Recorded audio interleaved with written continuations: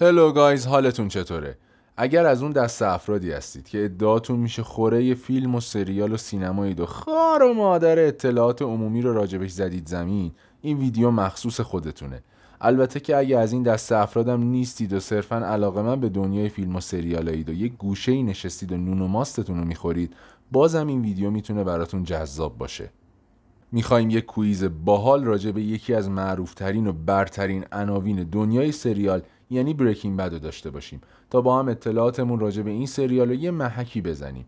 البته که انصافا یه سری سوالا هم گذاشتیم فقط برای اسطوره‌هایی که چند باری این مجموعه رو دیدن و باهاش زندگی کردن، یا حداقل اگه یه بارم تماشاش کردن خیلی عمیق و دقیق اون رو نگاه کردن.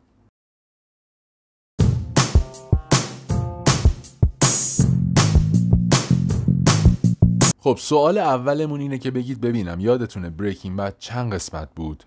62 اپیزود، 65 اپیزود یا 61 اپیزود؟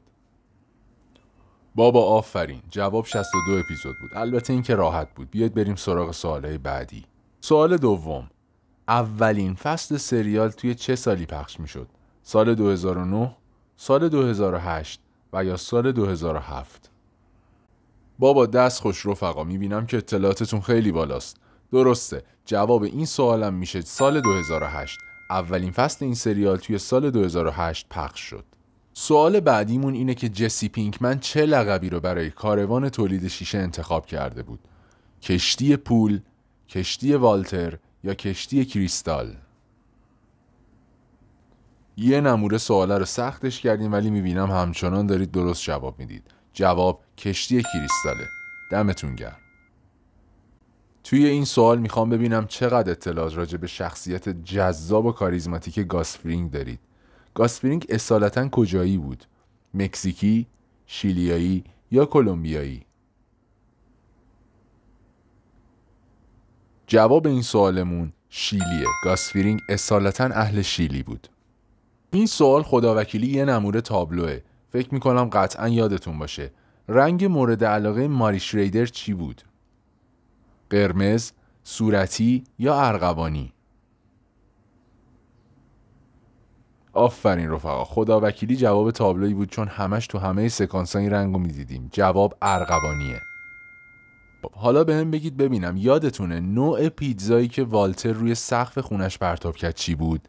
پپرونی، سبزیجات یا استیک؟ خداییش تصویر این سکانس دقیقاً جلوی چشامه. آفرین، جواب پپرونیه. این سوال مخصوص اون با دقت هاست. اسم کتابی که هنگ توی دستشویی والتر پیدا میکرد چی بود؟ Leaves of Grass، My Sons یا Crystal Heart؟ توی اولین صفحه این کتاب که هنگ اون رو ورق میزد عنوان Leaves of Grass یعنی گزینه 1 رو به عنوان جواب پیدا میکنیم. خب اگه راست میگید بگید ببینم آیا میدونید که کدوم بازیگر توی سریال بریکینگ بد واقعا شیمیدان بود؟ برایان کرانستون، دیوید کاستابل و ماریوس استن. این یکی رو خداوکیلی خودم هم نمیدونستم و با تحقیقات میدانی بهش رسیدم. جوابمون ماریوس استنه.